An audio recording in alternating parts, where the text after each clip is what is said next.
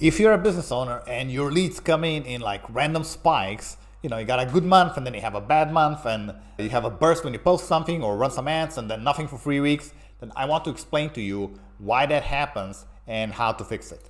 Because it's one of the most stressful things about running a company is, not knowing where the next customer is coming from. And it's not because you're bad at marketing necessarily, it's because you don't have a system yet. You have, a random activities.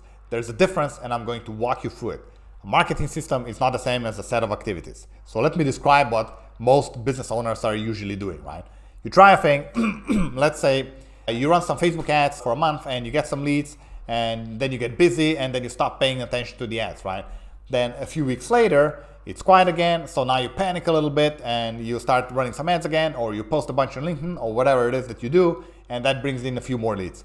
Then somebody tells you about a new channel, maybe, cold outreach, maybe a new platform, and you start chasing that for a while, right? And then you keep jumping from one idea to the next, and you're hoping that the next one is the one that finally works. And that's not a system, that's guessing.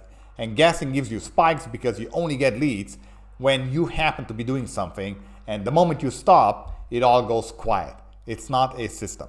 Here's the thing that you have to understand. There's no magic channel out there that just works. The people who have steady, predictable leads didn't find a secret. They picked one or two things and then they build them into a repeatable process that runs whether they feel like doing it that day or not, right? So the goal isn't to find the perfect tactic or the perfect traffic source. The goal is to turn one decent tactic into a machine. And I want to show you how that's done because it's actually simpler than it sounds, right? But it's absolutely something that you have to do. So the first shift that you have to make is going from guessing to measuring. So right now, if I ask you, hey, what does it cost to get one lead? Do you have an exact number that you know off the top of your head? Like for most business owners, the honest answer is no, they don't know. Like you don't really know where your customers come from. You don't know which channel is working and which one is just eating money. So the very first thing is to start counting, start measuring, start tracking. When a lead comes in, you find out where it came from. You just ask. Was it an ad? Was it a referral? Did they find you on Google? Did somebody forward them your email? And you write down somewhere, even if it's just a spreadsheet at the start, like you don't need some, fancy software yet or anything like that. You just need to know your numbers because you can't improve something that you're not even looking at, right? So you need to start looking where your leads are coming from. Now, once you're measuring, you want these numbers in particular. The first one is cost per lead. That's just how much you're spending on a channel divided by how many leads it brought you. It's very simple. The second one is your cost per sale. Because leads are nice, but leads that don't turn into customers don't pay your bills, right? So you want to know how much you're spending to actually get one paying customer, not just one name on an email list, right? And the third is your return. So for every dollar you put into a channel, how much revenue comes back out? Those three numbers tell you the truth about marketing. And the truth can often surprise you because, if you're working with agencies, they'll give you vanity metrics that don't really mean anything. You got to tie it down to revenue, right? Let me give you an example. So I've seen situations where a business is pouring money into paid ads because ads generate lots of leads. And, lots of leads, everybody feels good. But when you actually track those leads all the way through to a sale, very few of them end up buying, right? It's very easy to get cheap leads. Meanwhile, there's another channel that brings in a lot less leads, and each lead even maybe costs a lot more, but almost all of those people become customers. So the channel that looked expensive was actually the cheapest way to get a customer, and the channel that looked great on paper was actually losing money, right? So you would never know that without tracking the numbers. You just keep feeding the loser because it feels busy and productive and you're generating all these leads, but you gotta keep following the numbers all the way through to cash, right? So that's the second shift, going from measuring to optimizing. Once you can see the numbers, you stop or fix the channels that aren't working and you put more into the ones that are working for you.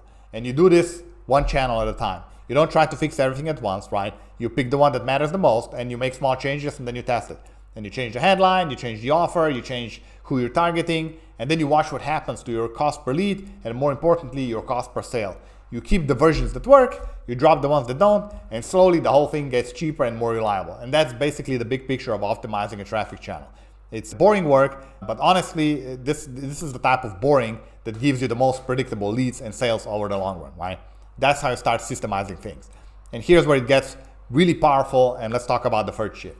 Once you know your numbers cold, marketing stops being a guess and becomes something that you can actually plan. Let's say you know your process. You know that to close one sale, you need 4 proposals. And to get 4 proposals, you maybe need 8 appointments. And to get 8 appointments, you need, 50 leads, right? Once you know those conversion rates, you can start working backwards. You can say, all right, I want 2 new customers a week. So that means I need, this many proposals, which means I need this many appointments, which means I need this many leads, which means I need to spend this much on marketing. Simple, right? Now you're not just hoping for customers anymore. You're actually planning. You're basically buying them at the known price, and you decide how much you want to grow, and the numbers will tell you what it costs to get there, right? That's the whole difference. That's the difference between having random spikes and being on a roller coaster and having a predictable system for turning strangers into customers. A spike is when you do something, you get a burst and then you stop. But a system is when you know that a dollar gives you a predictable amount out, so you can just keep feeding it and it just keeps producing. And again, you are in control, right? Now, I don't want you to think that the only way to get leads is to go and spend more money on ads. It's not exactly true. It's a very reliable source of traffic. But some of the best leads may come from customers that you already have, right? And this is the part that most founders will completely ignore. Just think about it, like you already have people who bought from you and were happy. So the first thing is referrals, but not the lazy version where you say, hey, let me know if you know anybody, right? That is almost never gonna work. And you need an actual system where at a specific moment in your process, you prompt your happy customers to introduce you to people like them. And you build it in the flow so it happens every time, not just when you remember, right? Like you don't just sporadically randomly do it. Now, the second thing you can do is reactivation of those customers. You've got a list somewhere of people who used to buy from you and then they just stopped. Now, they didn't leave angry, they just drifted, they got busy, started doing other things. So you pull those people and you send them a message and you reach out, right? And that's some of the cheapest lead flow you'll ever get because these people already know you and already trusted your business.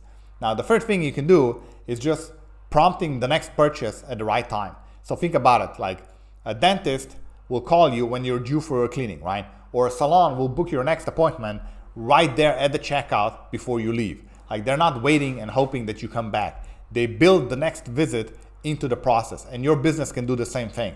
So there's a natural moment when someone is ready to buy from you again, and if you have a system that reaches them at that specific moment, then you get steady repeat business basically on autopilot instead of hoping that people remember you, or instead of you hoping that you will remember to run a campaign.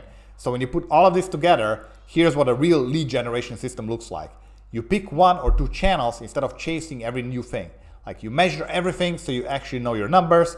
You optimize 1 channel at a time until it's cheap and reliable, and then you build in the systems that squeeze more out of the customers you already have, the referrals, the reactivation, the repeat business, and then you review the whole thing maybe once a month or once a quarter, and then you improve the weakest part, right? Theory of constraints.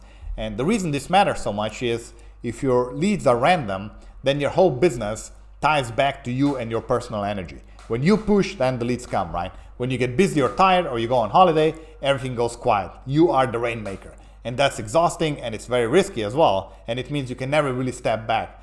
But when you have a system, the leads keep coming whether you're personally hustling or not, right? Because it's not about you anymore, it's about the machine that you have built. And that's really the goal. You want a business that produces customers predictably and systematically at a predictable cost, instead of one that surprises you every month and leaves you wondering where the next sale is going to come from. So start with 1 channel, get the numbers, and then build from there.